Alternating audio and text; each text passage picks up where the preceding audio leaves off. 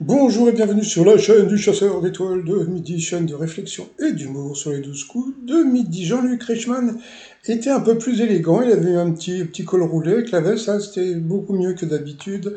Le maître de midi, plus de 400 000 euros de gains, il était venu avec sa maman et sa grand-mère. Bonjour mesdames, au coup d'envoi la première question, comment appelle-t-on un animal qui peut voir la nuit? Qui peut voir la nuit, c'était Nyctalope, et qui peut voir le jour. Bon, ensuite, vous aviez Alexandre qui était avec Priscilla, sa compagne en visio.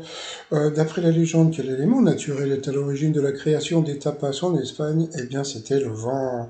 Voilà. Ensuite, vous aviez, je crois, c'était Isabelle, qui était en bleu, qui est Nils Sochberg, l'auteur du tube This Is What You Came For, chanté par Rihanna. C'était le pseudo de Taylor Swift. Elle est passée à l'orange.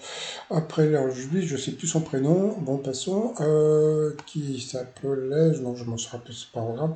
On va l'appeler Violet en attendant.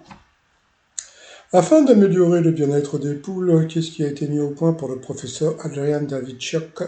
Eh bien, c'était un traducteur. Ensuite, bon, des gens du public, voilà, qui étaient rigolos. Ils ont eu droit, le beau cadeau à Mog pour le maître de midi. Quel prénom qui était celui de la femme, l'explorateur français Jules Durmont-Durville a-t-il donné à la Terre qu'il a découverte? Donc ça c'est facile, c'était la Terre Adélie. Adélie, Adélo.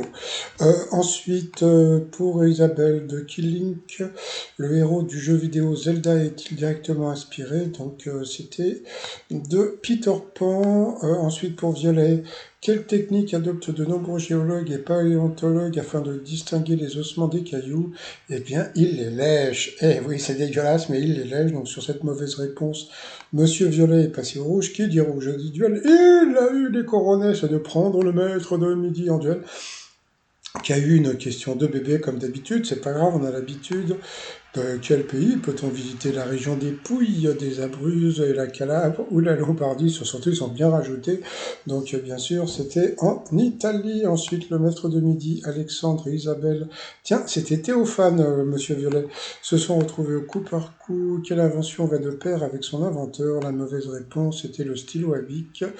À Bille, puisque Bic avait racheté le brevet, ça je le savais. Quel mot incluant le son O est correctement orthographié? La mauvaise réponse, c'était le landau. Voilà. Ensuite, quelle star de la musique est correctement associée à l'alter ego dont il prend parfois les traits? La mauvaise réponse, c'était Nina Hagen. Donc sur cette mauvaise réponse, Isabelle est passée au rouge. Qui dit rouge dit duel. Elle a pris le garçon en duel qui est tombé sur une question assez simple. Qui joue avec De Funès dans La folie des grandeurs, chante La bicyclette et Une histoire d'amour avec Marilyn Monroe. Alors j'aime bien parce que quand on lui a posé la question, il était très souriant, donc je me suis dit, bah ça y est, il connaît la réponse, surtout qu'ils ont bien rajouté. Bon, d'abord, Louis de Funès, la bicyclette et puis le truc avec Yves Montand. Et lui, qu'est-ce qu'il a dit? Il a dit Belmondo. Bah tant pis, c'était raté, c'était Yves Montand. Voilà, donc il a été éliminé et ensuite, eh bien, qu'est-ce qu'ils ont fait? Ils ont balancé la pub. Alors comme c'est la pub, le site romignon.com, allez faire un tour si vous voulez. Allez, nous on revient après la pub. Allez, retour de pub et coup fatal. Allez, c'est parti. Alors, à quel poste le footballeur Hugo Lloris évolue-t-il? Gardien, quel nom donne-t-on désormais à celui qui exerçait la profession d'instituteur? C'était professeur des écoles. Quelle chanteuse incarne une tueuse prête à tout pour protéger sa fille dans The Mother? C'était Jennifer Lopez. Quel mot signifie corps en anglais désigne un juste corps? C'est dommage, elle n'a pas trouvé, pourtant c'était simple, c'était un body. Quelle petite constellation faut-il visiter si l'on cherche le chemin du pôle sud? C'était la Croix du Sud. Comment appelle-t-on l'aiguillon de la guêpe? Le dard, c'est le dard. De quel château de l'Oise peut-on visiter le musée Condé Chantilly? De quel contenant en acier sort la bière à la pression? Le fût.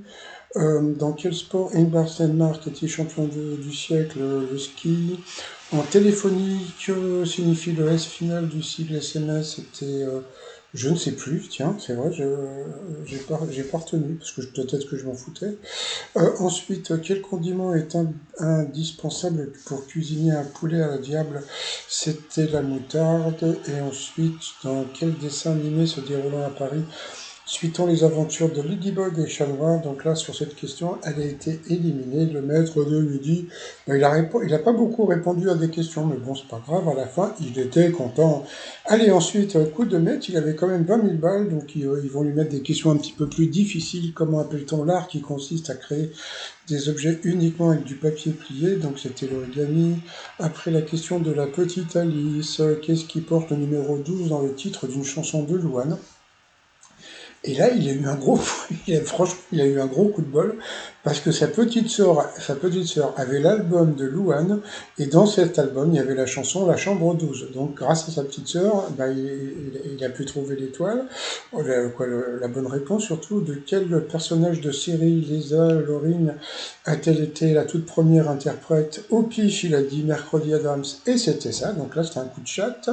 Après, quel footballeur français a été champion national de tous les ans depuis le début de sa carrière?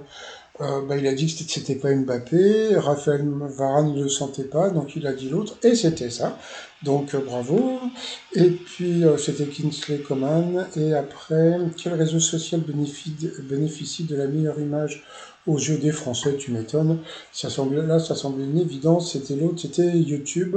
Donc voilà, grâce à YouTube, il a gagné 20 000 euros, ça lui fait 10 000 balles dans la poche.